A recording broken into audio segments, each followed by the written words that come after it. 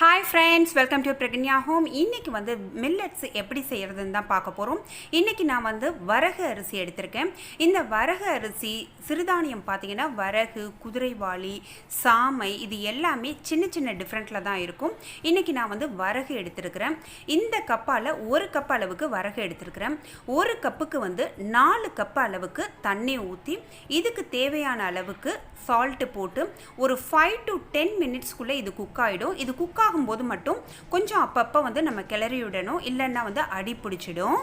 இந்த வரகோட வந்து பாத்தீங்கன்னா நம்ம வந்து குழம்பு, கூட்டு என்ன சைட் டிஷ் வச்சு வேணாலும் சாப்பிடலாம். ரொம்ப ரொம்ப ஹெல்தி, டேஸ்டி.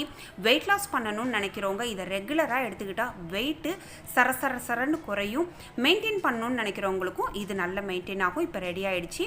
இன்னொரு யூஸ்ஃபுல் வீடியோல நாம மீட் பண்ணலாம். Thanks for watching friends. Bye bye.